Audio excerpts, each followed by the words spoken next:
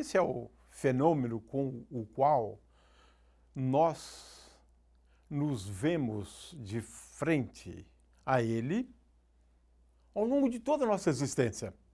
Ao nascermos, ao abrirmos os olhos, estamos diante deste fenômeno.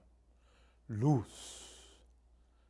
Luz é fonte de vida também, porquanto alguns seres vivos fazem uso da energia proveniente da luz solar. Os fenômenos ópticos, os fenômenos luminosos encantam, sempre encantaram os seres humanos e continuam a nos encantar. São muitos os fenômenos ópticos. Luz também para nós, seres humanos,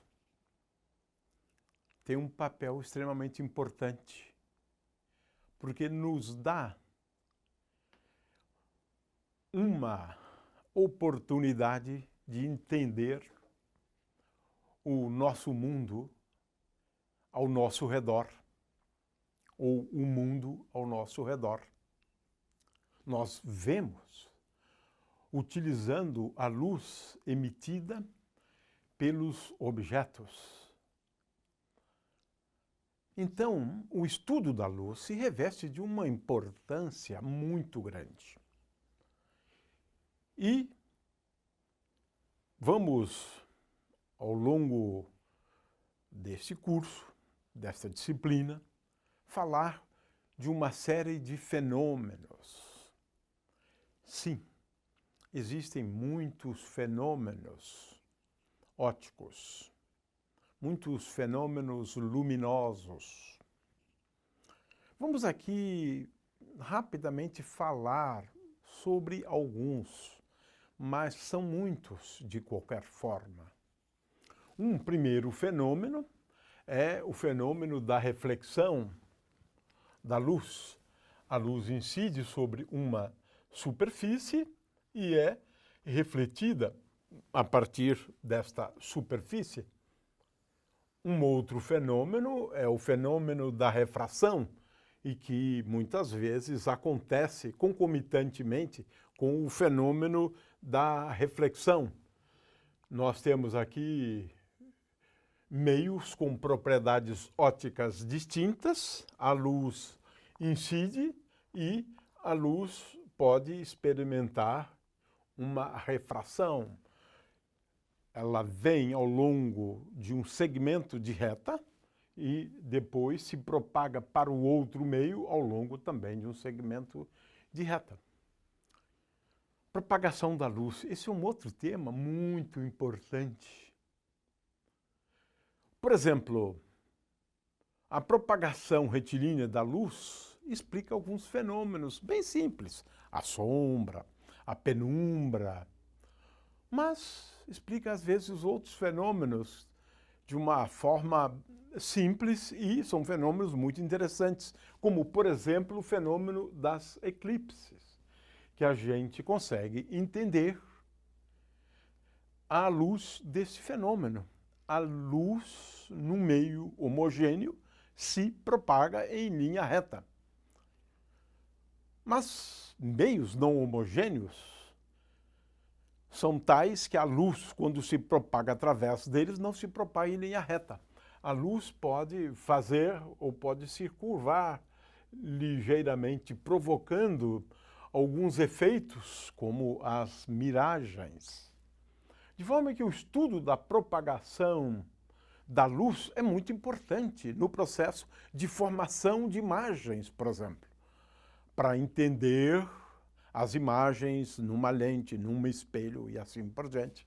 É um fenômeno e que requer, sim, que a gente analise a propagação da luz, a propagação retilínea, a propagação no meio não homogêneo, a propagação da luz quando ela incide sobre uma superfície na qual nós temos a partir dela um outro meio, é o dióptro.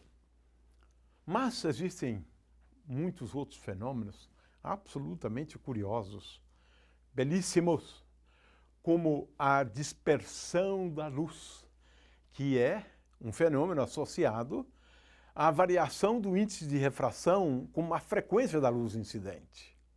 E aí temos esse belo colorido produzido pelos prismas. O arco-íris é um fenômeno natural e que ocorre, portanto, em função desse fenômeno, da dispersão da luz. A luz pode ser espalhada por átomos, por moléculas, por exemplo, na atmosfera. Isso nos leva à geração ou à produção de um céu dotado de luz para onde a gente olha e também não. E também, por que não, podemos explicar por que o céu é azul. E isso tem a ver com esse fenômeno do espalhamento. Outros são mais sutis, como a interferência de ondas eletromagnéticas, o fenômeno da difração e, finalmente, a absorção da luz. A matéria absorve algumas componentes, algumas frequências. Isso é muito importante para a gente entender as cores dos objetos. Então, a luz se reveste. Então, o estudo da luz se reveste de uma importância muito grande por conta de todos esses aspectos que eu acabei de mencionar. Mas, especialmente, e queremos frisar isso, porque no estudo da luz nós temos condições de entender fenômenos. Alguns deles, fenômenos naturais, como, por exemplo, as auroras boreais. Por que nós temos no Polo Norte, no Polo Sul, mas somente no Polo Norte, o céu exibindo coloridos, e o céu inteiro, exibindo coloridos maravilhosos? São muitos os fenômenos associados com a luz.